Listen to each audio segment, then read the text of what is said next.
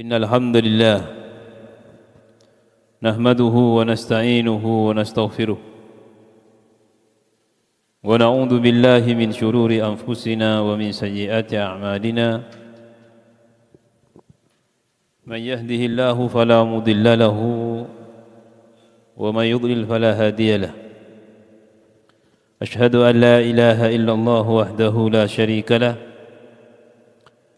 وأشهد أن محمدًا عبده ورسوله اللهم صل وسلم عليه وعلى آله وصحبه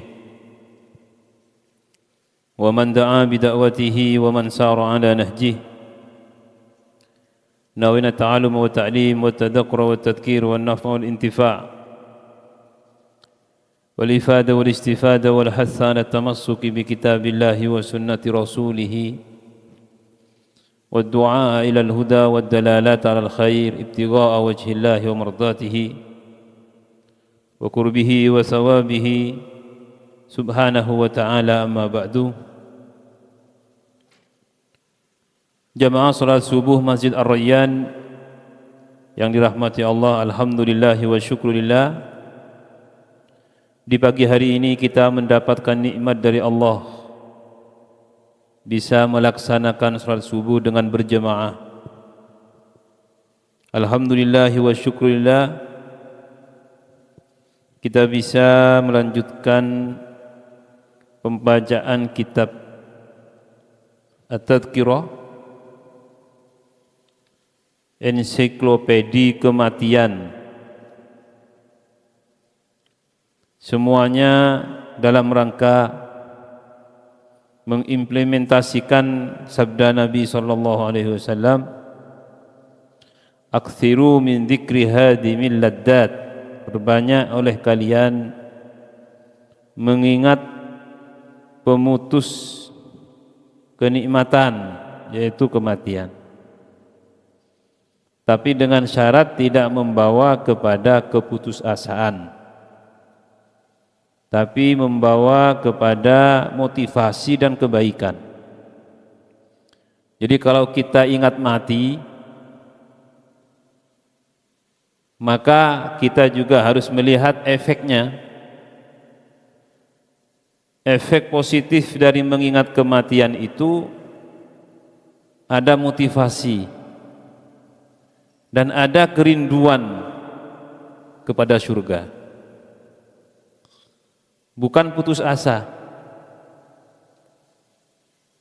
bukan untuk menyelesaikan masalah. Ada orang mumet lompat dari jembatan. Di mana itu? Aceh 2 kali ya. Ya itu kan dia melihat kematian itu sebagai jalan keluar. Padahal tidak demikian. Jadi kematian itu adalah tempat istirahat bagi orang yang beriman. Dan saya yakin orang yang bunuh diri itu bukan menjadikan kematian sebagai peristirahatannya, tapi sebagai solusi dari masalahnya. Nah, ini tidak benar. Biasanya disebabkan oleh pemikiran yang pendek, disebabkan oleh kurangnya ketaatan. Biasanya mereka orang-orang yang begini, yang bunuh diri, siapapun itu, dia kurang melakukan ketaatan. Karena ketaatan itu akan memberikan pengaruh-pengaruh positif dan akan menjaga. Kita sholat 5 waktu ini menjaga kita. Kita puasa Ayyamul Bid, menjaga kita. Hanya kadang-kadang kita tidak melihat di balik itu. Kita berzikir, kita bersolawat, kita berbuat baik, semuanya menjaga kita. Menjaga dari apa? Jangan sampai kita tidak baik dalam menjalani hidup. Di semua perintah Allah Subhanahu wa taala itu sebenarnya kalau kita lakukan dengan benar akan menjaga kita sampai mati. Makanya kalau kita ingin dijaga tetap dalam keimanan sampai mati, ya istiqomah di perkara ketakwaan itu. Tidak perlu menambah yang aneh-aneh. Ya sudah, kita kan sudah jelaskan, sholat 5 waktu, yang puasa ya puasa, sunnah maksudnya. Kemudian kita bekerja, kita melakukan aktivitas, semuanya baik. Maka saya sering menyampaikan apapun yang dikaitkan dengan Allah pasti mendatangkan keberkahan. Saya tidak percaya sampai saat ini ada orang stres sampai putus asa itu hanya disebabkan pekerjaan, enggak percaya. Karena disebabkan mikir terlalu otaknya diforsir mikir. Kalau untuk agama, untuk kebaikan saya enggak percaya. Kalau demikian maka orang yang mencari ilmu itu yang mati duluan itu. Dulu kita kalau ujian itu kadang 2 hari enggak tidur, ngapal ini, ngapal itu. Ini belum selesai. Mumet ya. Dan tidak ada ceritanya gara-gara belajar dia bunuh diri, enggak ada itu. Dan juga tidak terbersit. Kadang 2 hari dulu kalau sudah ujian Quran itu, kadang orang enggak kenal. Saya sholat itu disapa, akhi. Saya enggak kenal. Kenapa enggak kenal? Bukan karena enggak kenal, saking mumetnya. Saya pernah suatu ketika habis ujian nyetor itu. Nyetor itu 3 juz, harus sekali duduk tidak boleh salah sekian. Sampai zuhur, dari jam 9 sampai 10 lah, 10, setengah 10 lah. Saya sholat zuhur di masjid. Saya alami sendiri, enggak paham, enggak ngerti teman saya. Saking mumetnya. Saking mumetnya baru ini kita harus mempersiapkan lagi, setelah itu kita harus duduk lagi 3 juz. Jadi tapi tidak pernah terbersit mau bunuh diri, malah senang. Capeknya itu senang gitu. Maka apapun yang masih tersambung dengan Allah itu pasti menyenangkan, walaupun berat. Kita bekerja, niatkan karena Allah, menjenang keluar saya mau bekerja, saya mau usaha karena Allah, bukan karena maksiat dan sesuatu yang dilarang. Secapek-capeknya kita itu pasti disenangkan oleh Allah. Coba kita kan setiap hari melakukan itu. Secapek-capeknya kita itu disenangkan oleh Allah. Beda dengan orang yang capek karena berbuat dosa, itu kan beda. Ya, kalau capeknya karena dosa biasanya yaitu tadi putus asa. Sampai dokter itu kepada Syekh Muhammad bin Zain, Syekh Ismail bin Zain, Mekah ini ulama besar, barusan berapa puluh tahun yang lalu meninggal. Itu ketika masuk ke rumah sakit oleh dokter, tidak boleh belajar, tidak boleh mengajar, dan tidak boleh mikir ilmu. Nah, jadi karena dia itu sakitnya disebabkan ya mutolaah terus itu, kan ngarang kitab ini. Saya baca biografinya saja. Masuk rumah sakit, tinggalkan semua Pak. Jangan melakukan aktivitas yang membuat otak itu bekerja. Gak mau dia. Dia katakan, andaikan saya harus mati karena ini nggak apa-apa. Dan tidak mati, sehat terus.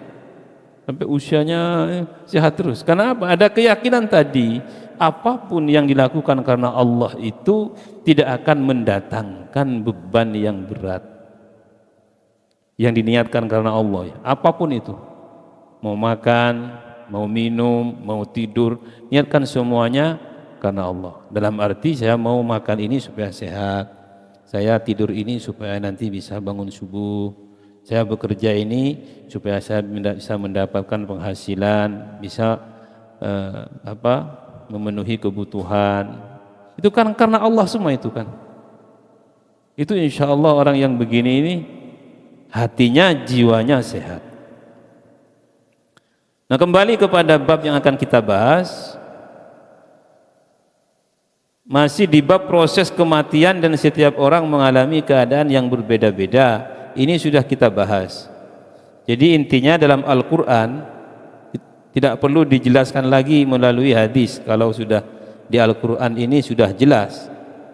Di Al-Quran disebutkan bahwa malaikat itu mencabut nyawa dalam dua keadaan. Ada yang thayyibin, alladzina tatawaffahumul malaikatu thayyibin. Ini sudah kita bahas. Thayyibin ini yang kita inginkan, malaikat mewafatkan mereka dengan dalam keadaan baik, thayyibin. Dalam keadaan baik saya sampaikan jiwanya, imannya. Karena ada orang baik kadang mati kecelakaan. Kayak kemarin kereta api di mana itu lupa saya. Jakarta ya. Yang gara-gara mobil listrik kemudian tabrakan itu. Dan itu apakah tidak thayyibin? Ya thayyibin kalau memang dia meninggalnya di situ dalam keadaan baik. Jadi thayyibin ini kan artinya mereka meninggalnya dalam keadaan baik, bukan berarti yang di atas kasur itu, bukan. Mau meninggal kecelakaan, mau meninggal apa, kalau dia meninggalnya dalam keadaan thayyibin, dia keluar dari rumahnya diridhoi oleh suami kalau yang perempuan, dia mau silaturahim ke rumah saudara, ini kan thayyibin semua ini. Saya mau Bekasi ke Jakarta untuk apa? Saya mau silaturahim, mau mengunjungi adik, mau mengunjungi bapak. Ini kan sesuatu yang baik semua ini. Ternyata meninggal di tengah jalan tabrakan, ini kan baik.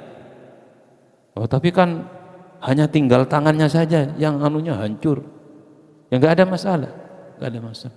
Maka ini satu pelajaran bagi kita, kalau mau kemana-mana niatkan yang baik. Saya mau pulang kampung untuk menemui saudara, untuk urusan ini, untuk menemui orang tua kalau masih hidup. Itu thayyibin. Niat-niat yang baik ini, walaupun nanti di tengah jalan ada kematian yang menjemput, itu insya Allah kematian yang baik.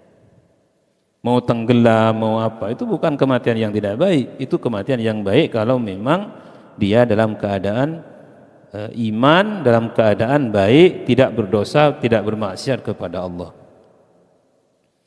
Kemudian ada sebagian manusia, walau tara id yatawaffal ladina kafarul malaikatu yadribuna wujuhahum wa adbarahum. Malaikat itu memukul wajah dan punggung mereka. Ada yang begitu. Jadi ada yang demikian. Fa kaifa idza tawaffathumul malaikatu yadribuna wujuhahum wa adbarahum. Ini di surat Muhammad. Yang pertama di surat Al-Anfal, diulang 2 kali. Berarti malaikat itu memukul wajah dan punggung mereka. Tak tahu dipukul bagaimana itu. Kalau wajah itu ya kayak ditempeleng gitu oleh malaikat. Tapi jangan ditafsirkan macam-macam. Ada orang sebelum meninggal wajahnya miring gitu. Miring. Itu kayaknya ditempeleng malaikat itu. Ya enggak juga kan. Kan Quran ada Ustaz di Quran, yadribuna wujuhahum, dipukuli mukanya, ya kan enggak begitu caranya. Cara menafsirkannya. Orang stroke aja belum mati kadang miring gitu. Kalau stroke berat ya, miring ya ininya, miring. Apakah itu ditempeleng malaikat? Ya, saya katakan khurafat, yang mudah-mudahan selamat. Ada tetangga kemarin itu, bukan tetangga dan juga jemaah saya, masih muda Pak, lebih muda dari saya jauh. Ngaji tiap malam Kamis itu ngaji ke saya. Tiba-tiba terdengar dia miring ini, stroke ya, stroke. Saya terkejut ya, tidak ada apa-apa, dia sebelumnya ngaji biasa dengan istrinya, kalau ngaji dengan istrinya malam Kamis itu. Kemudian ditelusuri, habis subuh itu biasanya kita ngobrol. Kata mertuanya, Ustaz, apa istilahnya ya? Di sawah itu ada lubang ya. Katanya ditutup. Gara-gara itu sama jinnya ditempeleng itu mantu saya. Ya enggak juga, Pak. Kok di mana lubangnya? Ya kata. Jadi jangan ditafsirkan macam-macam, boy. Ya, kalau memang itu ilmu titen, tapi jangan kaitkan dengan agama. Ditempeleng jin itu ada yang lain juga, ini sama juga yang satunya. Ditempeleng jin karena rumahnya itu digusur. Tapi ini kan sesuatu yang dibuat-buat kan, Ini semuanya itu kembali kepada kesehatannya.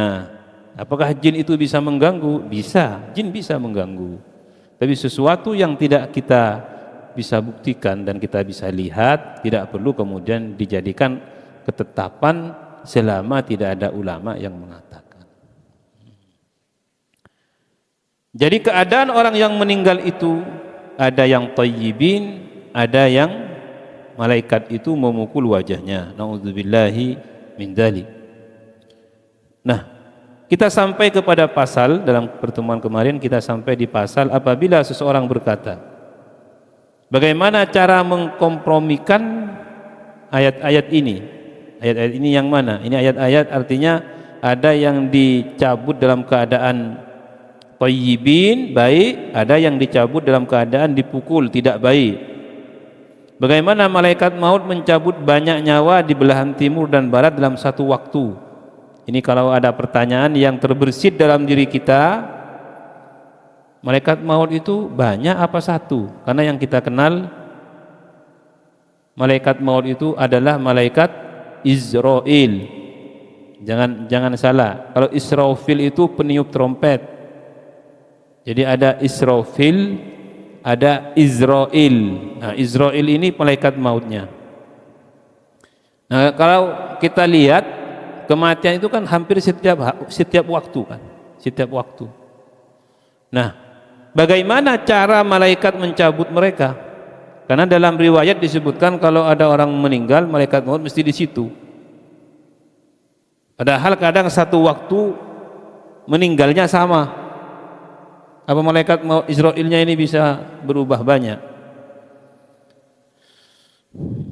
Bagaimana malaikat maut mencabut banyak nyawa di belahan timur dan barat dalam suatu waktu? Maka katakan kepadanya, ini dalam pandangan sahibil kitab, ketahuilah bahwa kata wafat berasal dari meniadakan.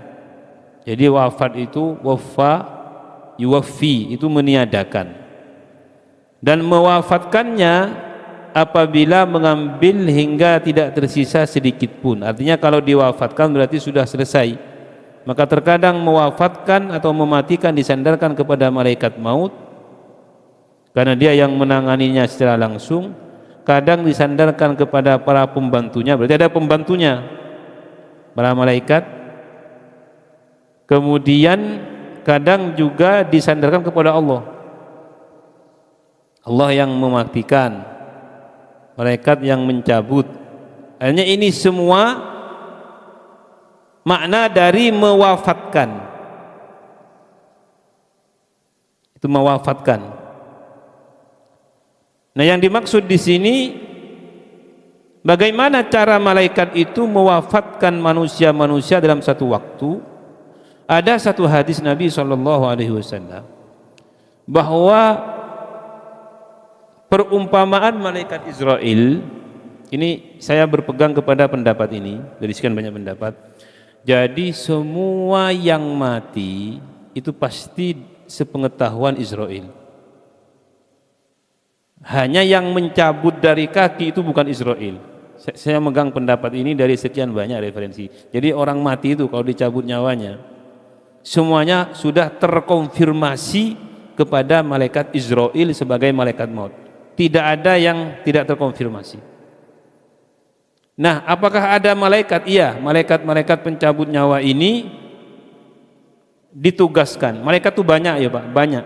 Malaikat itu lebih banyak dari manusia ini. ditugaskan untuk mencabut tahapan nyawa sesuai dengan tahapan-tahapannya. Dari kaki yang kanan dulu, nanti insyaallah seperti itu, dari kaki yang kanan. Nyabutnya itu dari kaki yang kanan. Tapi semuanya dikonfirmasi, ada yang mengatakan bahwa di akhir pencabutan ketika roh itu ada di kerongkongan, itulah malaikat maut. Nah, kok bisa malaikat maut dalam sekali nyabut? Ya, kok bisa?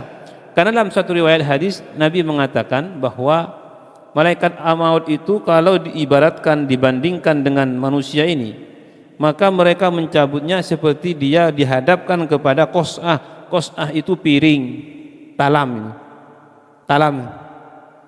atau piring untuk makan itu. Tapi qas'ah ini, kalau sahnun itu piring kecil, kalau qas'ah itu piring besar. Ini orang Arab tuh kalau makan 4 tempat gitu, 4 tempat duduk. Nah, itu qas'ahnya ini namanya. Nah, malaikat maut itu seperti itu, melihat ini di barat, ini di timur, ini di utara, ini di selatan. Jadi berada dalam satu pandangan. Jadi andaikan mau mencabut semuanya, terkonfirmasi semua, yus cabut sekali. Dan sebenarnya jangan terlalu heran. Nah, sekarang aja tinggal pencet 1 kali bisa tek di pusatnya, ya selesai. Listrik ini kalau tombol di pusat itu dimatikan, dia mati semua kan. Hanya malaikat maut ini kalau dihadapkan kepada orang-orang yang akan dicabut nyawanya, dia memiliki satu pandangan yang sama. Ini maknanya. Seperti makanan dalam piring itu sama, kelihatan semua. Tentunya ini kalau diukur dengan logika kita, dan keadaan alam malakut itu, alam yang tidak kita ketahui, itu jauh di balik itu.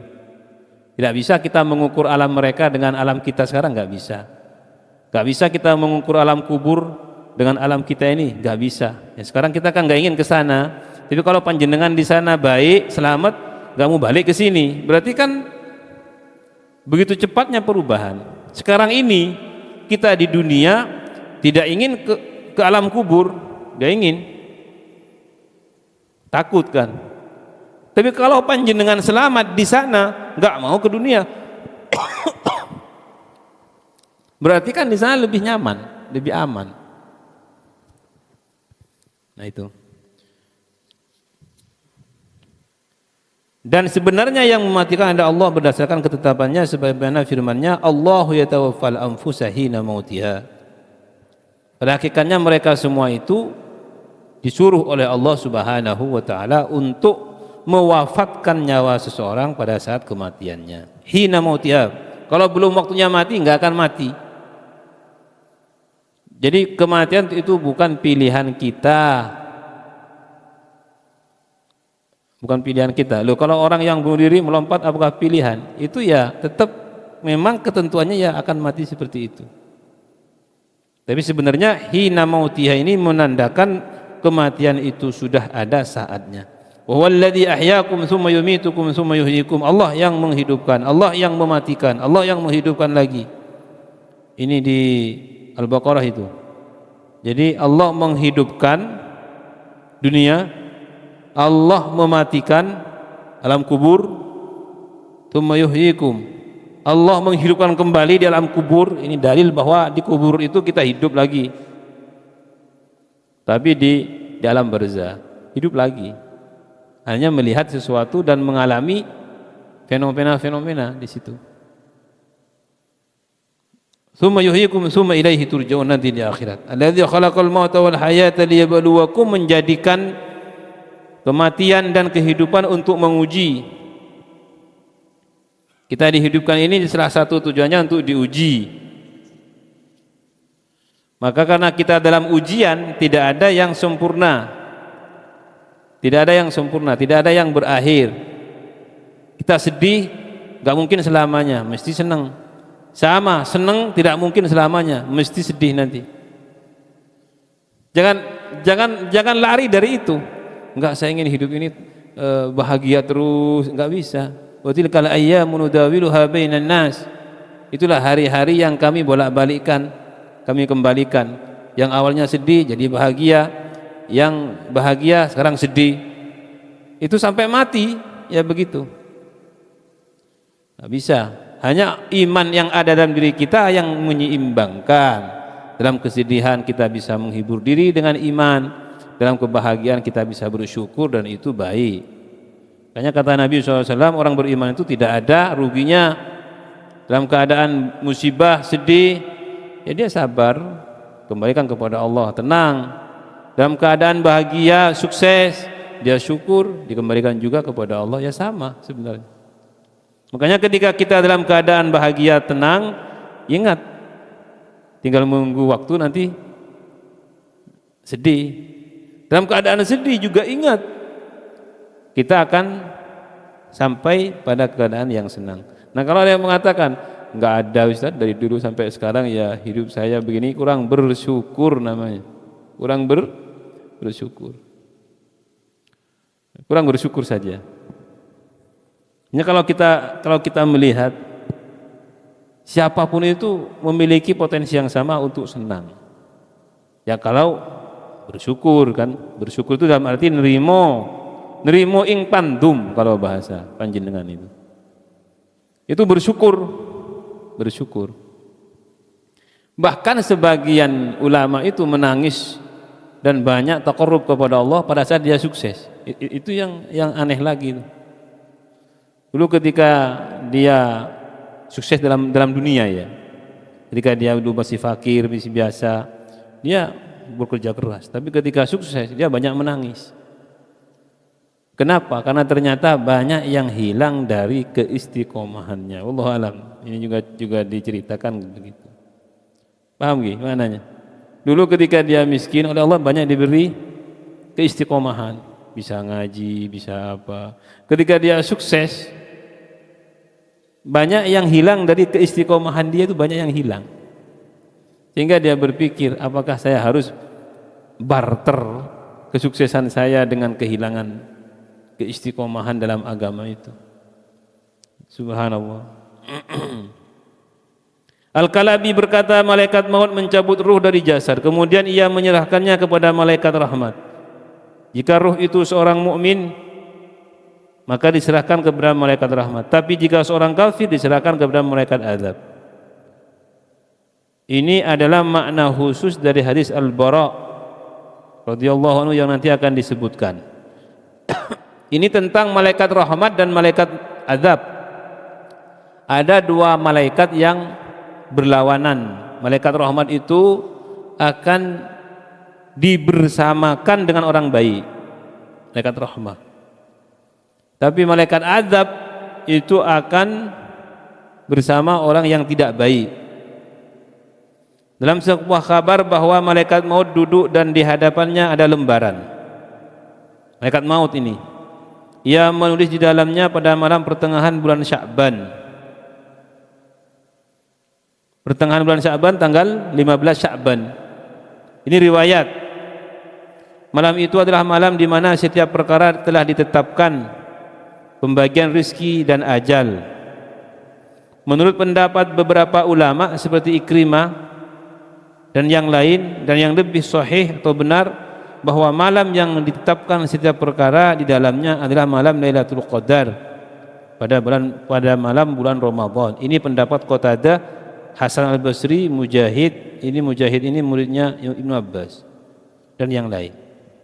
Dalilnya Hamim wal kitabil mubin, inna anzalnahu fi lailatin mubarakatin inna kunna mundirin. Itu malam Lailatul Qadar. Jadi ada dua malam yang ulama di dalamnya berpendapat menafsirkan beberapa firman Allah Subhanahu wa taala. Yang pertama, malam Lailatul Qadar. Yang kedua, malam nisfu Sya'ban. Ini menurut kitab ini. Karena ada firman Allah, fiha yufraqu kullu amrin hakim. Di malam itu, di malam itu yufraqu kullu amrin hakim, ditulis atau diperjelas setiap perkara manusia setahun. Nah, fiha, malam ini malam apa? Kalau kita melihat tafsirnya ada dua pendapat, bahwa pencatatan rizki dan ajal itu yang pertama kata ulama terjadi pada malam nisfu Sya'ban. Kemudian pendapat yang kedua terjadi pada malam Lailatul Qadar. Itu penting, itu malam nisfu Sya'ban dan malam Lailatul Qadar, walaupun tidak ada amalan-amalan yang spesifik. Jadi di dalam nisfu Sya'ban itu biasanya kan ada baca Yasin 3 kali. Itu apakah ada hadisnya? Enggak ada. Kalau ditanya ya enggak ada. Tapi kalau berkaitan dengan malam itu adalah malam di mana ditentukan rizki dan ajal, ya. Ada di tafsir-tafsir ada itu. Makanya ulama dulu di Indonesia ini mengatakan karena di malam nisfu Sya'ban itu rizki ditentukan, ajal ditetapkan, diperbaharui maksudnya. Karena penentuan pertama di alam janin kan. Maka kemudian baca Yasinnya itu pertama kalau ajalnya harus tiba tahun ini husnul khotimah. Rizkinya yang ditetapkan mudah-mudahan rizki yang barokah, lancar. Apalagi yang ketiga lupa saya.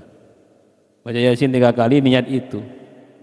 Ya, karena memang di malam itu dalam beberapa tafsir terhadap firman Allah fiha yufraqu kullu amrin hakim itu ditetapkan yang tadi itu rizki ajal. Ada yang mengatakan itu bukan di nisfu Sya'ban tapi di malam Lailatul Qadar. Di malam Lailatul Qadar di 10 terakhir malam Ramadan itu. Ada yang berkata dari Ibnu Abbas radhiyallahu anhu, sesungguhnya Allah menetapkan segala sesuatu pada malam pertengahan Sya'ban dan menyerahkannya kepada para malaikatnya pada malam Lailatul Qadar Sya'ban. Sampai Lailatul Qadar itu sekitar ya sebulan itu. Jadi ini ada riwayatnya. Pendapat ini adalah perkompromian, artinya mengumpulkan dua pendapat di atas. Jadi antara malam 15 Sya'ban dan Lailatul Qadar itu ada keterkaitan. Wallahu a'lam. Apabila umur seseorang telah habis, maka itulah waktu nyawanya dicabut, jatuhlah lembaran dari Sidratul Muntaha.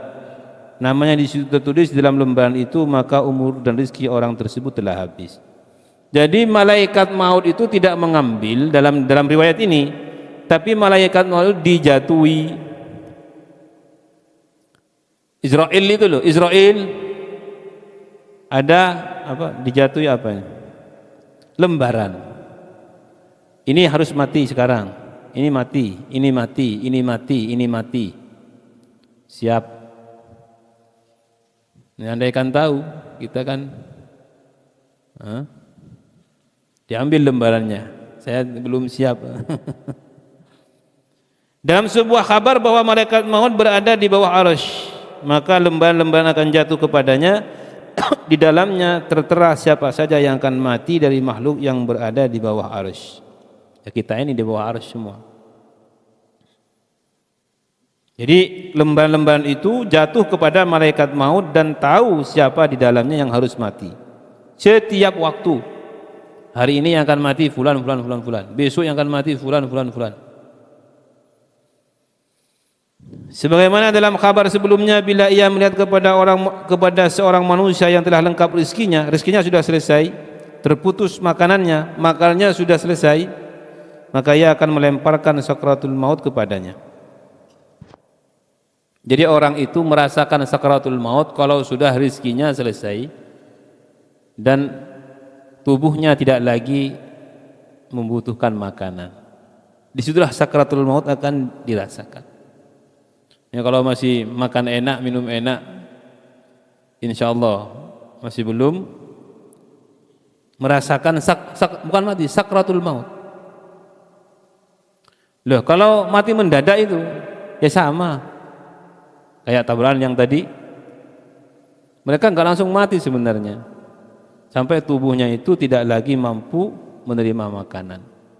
Itu ukuran akhirnya. Kenapa? Karena itu batas rizkimu sudah selesai.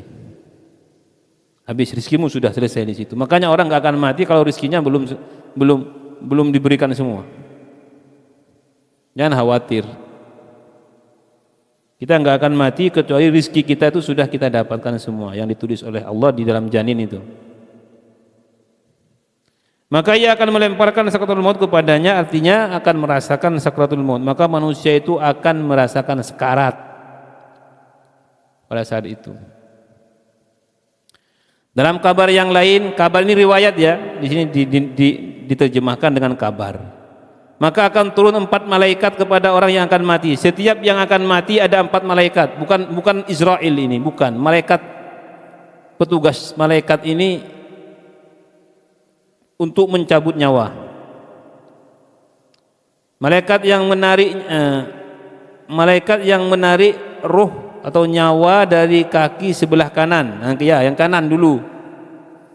Jadi kalau orang mau mati, di kaki yang kanan ini ada malaikatnya. Malaikat yang mencabut ruhnya dari kaki sebelah kiri. Malaikat yang kedua ada di kaki kirinya. Nah, kalau kita nunggu orang mati itu jangan hanya melihat orang yang sakit itu atau yang akan mati.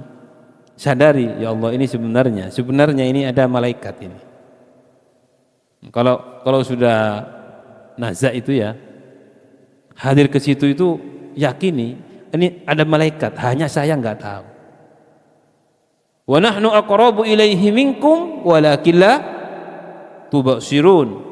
Sebenarnya kata Al-Qur'an surah Al-Waqiah, ketika ada orang itu mau mati, nahnu aqrabu minkum. Saya itu lebih dekat kepada orang yang akan mati ini daripada kalian yang nunggui itu. Kita yang nunggui itu lebih dekat malaikat kepada yang mati daripada yang nunggui. Aqrabu ilaihi minkum walakin la tubsirun, tapi kamu tidak melihat kami. Makanya kalau jenguk orang yang nazak itu ya sambil diresapi, ini ada malaikat juga di situ. Makanya jangan ngomong macam-macam. Minimal berzikir untuk supaya menyebabkan rahmat Allah turun. Kemudian malaikat yang mencabut ruhnya dari tangan sebelah kanan, di tangannya ada malaikat yang menjaga, dan malaikat yang mencabut nyawanya dari tangan sebelah kiri. Di sebelah tangan kirinya juga ada malaikat. Jika diperlihatkan kepada orang yang telah mati berbagai perkara gaib sebelum ia sekarat, hingga malaikat menunjukkan amal perbuatannya. Ini pendapat ini keadaan orang mati itu. Ya kita kan belum mati ya, tapi kan minimal kalau ada pengetahuan begini, kita kawan-kawan bisa ingat, oh iya dulu pernah ngaji saya, katanya ya ini.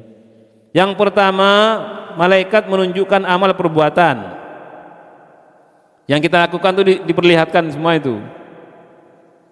Saya pernah mendengar cerita orang mau mati itu dia ingat masa kecilnya, melihat dengan ibunya ketika kecil itu loh. Itu masuk ke dalam memorinya semua. Jadi ada orang mau mati, dia melihat ibunya, dan dia ketika itu melihat dirinya kecil, masih anak-anak bersama ibunya, bapaknya, lengkap semua. Diputer, artinya dari kecil dari kecil hingga usia 70-80 tahun itu perjalanan hidupnya itu loh, sebelum mati. Wallahu a'lam. Jadi diperlihatkan. Apakah yang ingin saya sampaikan? Apakah itu mungkin? Mungkin menurut riwayatnya ini. Karena perkara gaib itu kita percaya kalau memang ada riwayatnya. Dari kecenderungan mereka kepadanya, jika seandainya mulut mereka bisa bicara, maka mereka akan mengatakan bentuk amal mereka. Selalu begini. Makanya kita ini mohon kepada Allah, ya Allah tutuplah aib saya. Tutuplah aib saya. Sampai saya sendiri jangan perlihatkan kepada aib itu, apalagi orang lain. Jika dikatakan kepadanya tentang apa yang dilihatnya, ia akan mengira bahwa itu merupakan hasil perbuatan setan. Oh, ini setan ini. Ketika mereka menyadari bahwa hal itu adalah hasil perbuatannya sendiri, mereka kemudian diam menyesali. Berarti saya ini. Orang yang fajir, jadi orang yang soleh itu masih menyesal ketika akan mati. Menyesal apa? Karena dulu pernah melakukan keburukan. Ini nggak ada orang soleh nggak melakukan keburukan tuh nggak ada. Makanya nanti diperlihatkan kamu dulu begini, ya Allah ampuni saya sama sekali. Ini soleh artinya. Orang yang fajir, orang yang bergelimang dosa, nyawanya akan keluar dari jasadnya seperti besi panas yang ditarik dari kain wol. Ini keadaannya sebagaimana dikisahkan Rasulullah SAW, orang mati itu mengira bahwa perutnya dipenuhi dengan duri. Allah alam, ini kan dari Nabi. Jadi kalau orang akan mati, dia merasa perutnya penuh dengan duri, seakan-akan nyawanya keluar dari lubang jarum. Jadi nyawa ruh ini seakan-akan keluarnya bukan dari lubang yang besar, tapi yang kecil. Ini orang yang tidak beriman, orang yang berbuat buruk, sangat sulit dan payah, dan seakan-akan langit menghimpit bumi, sedangkan ia berada di antara keduanya. Jika ruhnya sampai ke dadanya, maka lidahnya kaku mati dari berucap. Jadi kalau orang mau mati, ruhnya di dada, dia nggak bisa ngomong apa-apa. Kalau masih ngomong berarti dia ruhnya belum ke dada. Mana ini, mana itu, tolong panggilkan. Nah, ini masih ruhnya masih sempurna ini. Tapi kalau sudah nggak bisa ngomong, hanya air mata yang keluar. Ingat Pak, nggak bisa ngomong, dia tahu bahwa dia akan mati. Itu itu sudah ada di dada. Berarti orang nggak bisa ngomong sudah. Paling banter nangis dia. Saya pernah melihat orang itu nangis. Sesaat sebelum kemudian nangis. Mungkin mau ngomong nggak bisa gitu ya. Dan keadaan dia sudah sadar dan dia akan mati. Tidak ada seorang pun yang dapat membuatnya berkata-kata dan jiwanya terkumpul di dadanya dengan dua kemungkinan. Yang pertama, yang menimpanya begitu besar. Yang kedua, suara yang keluar ketika saat akibat rasa panas yang begitu menusuk. Kenapa tidak bisa berkata apa-apa?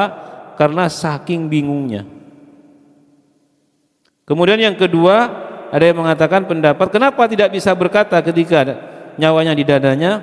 Karena saking sakitnya proses sakaratul maut itu, nggak bisa mampu berkata apa-apa. Sulaiman bin Muhair al-Kilabi rahimahullah berkata, ini sampai kepada bab gambaran malaikat maut ya. Aku menghadiri majlis Anas bin Malik. Anas bin Malik sahabat Nabi radhiyallahu anhu, lalu seorang datang kepadanya dan bertanya, wahai Abu Abdullah, wahai Anas, apakah malaikat maut juga mencabut nyawa kutu ya, hewan kecil dulu, kutu, semut, apa lagi ya hewan-hewan yang begitu. Itu malaikat maut, kalau dia itu mati dicabut malaikat maut apa enggak? Paham gak? Kalau manusia tadi kan jelas ada malaikat 4. Nah kalau semut, apakah kalau mau kena injak jenengan itu? Ini pertanyaan tapi ditanyakan ke sahabat ya. Ini mungkin anak ini sedang ngajar tentang kematian. Dia mikir, kalau yang hewan-hewan kecil-kecil itu masa malaikat maut juga repot-repot datang mencabut. Anas bin Malik diam. Ini sahabat itu diam. Ya karena kenapa diam? Karena dia tidak mungkin mengatakan sesuatu selama Rasulullah tidak pernah mengatakannya kan. Itu karakter sahabat yang paling kuat. Sahabat itu nggak akan melakukan sesuatu kecuali ada rekomendasi dari Rasulullah. Karena dia orang yang terbaik kan, generasi terbaik itu sahabat. Itu keutamaan sahabat. Bukan karena ilmunya, bukan. Sahabat banyak yang bodoh itu banyak. Tapi kan mereka tidak bisa dicapai oleh selain sahabat. Kenapa? Karena oleh Allah itu mereka dijaga. Sahabat itu kalau meninggal dalam keadaan sahabat dijaga keselamatannya oleh Allah. Makanya mereka itu tidak akan melakukan sesuatu yang bertentangan dengan syariat ini. Walaupun bertentangan, mesti dia akan bertobat dan menyesali. Apakah kutu-kutu itu mempunyai jiwa? Apakah kutu-kutu itu juga punya nafas? Ini kata Anas. Iya, kata orang itu. Anas kemudian berkata, Allahu yatawaffal anfusa hina mautiha, malaikat maut mencabut nyawa kutu-kutu itu. Jadi kalau yang masih punya nafas, walaupun itu hewan, Itu tugasnya malaikat maut. Jangan ini, masa malaikat maut yang mencabut ini. Enggak, itu juga malaikat maut yang mencabut nyawa hewan-hewan itu. Malaikat maut juga. Kata siapa? Kata Anas. Ini Anas ini kan sahabat. Kalau hadisnya wallahu a'lam. Karena yang sering kita baca riwayat tentang pencabutan nyawa itu untuk manusia dan jin. Untuk manusia dan jin. Dan juga malaikat. Malaikat itu, tapi matinya malaikat itu nanti di akhir.